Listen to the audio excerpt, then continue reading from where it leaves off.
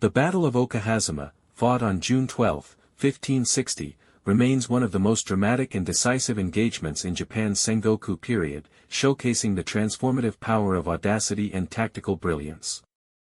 Imagawa Yoshimoto, head of the Imagawa clan, had long sought to expand his territory and secure a path to Kyoto, the imperial capital, which would lend him immense prestige and potential control over the Ashikaga shogunate. His campaign began with meticulous planning and overwhelming force, as he gathered an army estimated between 20,000 and 25,000 seasoned warriors drawn from Suruga, Tatami, and Mikawa provinces. The Imagawa advance crushed several fortresses on the march, including Washizu and Marun, which were small outposts guarding Owari's borders. Many of Nobunaga's allies and vassals assumed that further resistance was futile.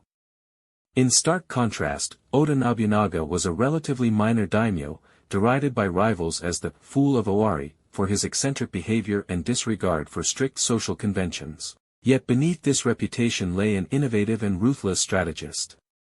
Despite commanding only about 2,000 to 3,000 troops, he refused to retreat to Kiyosu Castle, his main stronghold, recognizing that yielding ground would only embolden Yoshimoto and demoralize his own followers.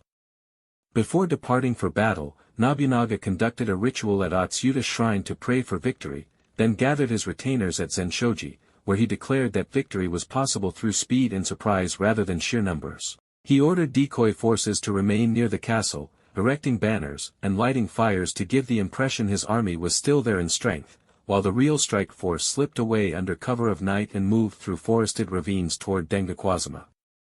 As the Imagawa soldiers settled in to rest and celebrate, the oppressive summer heat drove many to remove their armor and drink heavily, creating the perfect conditions for an ambush.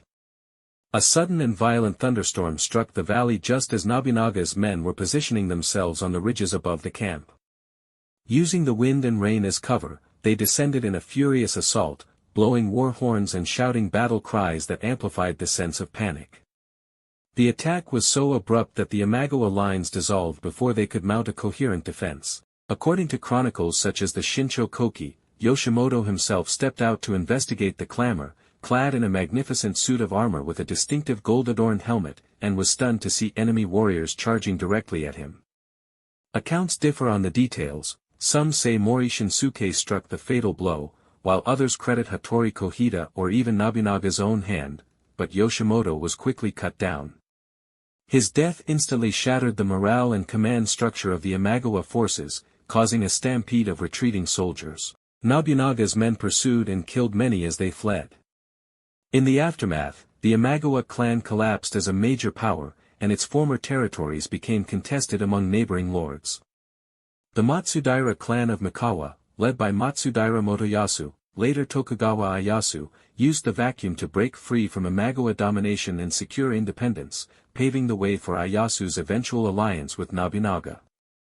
For Nobunaga himself, the battle was an extraordinary vindication of his unorthodox leadership and marked the first step in his ambition to unify Japan. It demonstrated that in the chaotic landscape of the Sengoku era, victory did not always belong to the largest armies but to those who could adapt, deceive, and strike decisively at the enemy's heart. The Battle of Okehazama has since become a symbol of strategic genius and a defining moment that set the stage for the emergence of three unifiers of Japan, Nobunaga, Toyotomi Hideyoshi, and Tokugawa Ieyasu.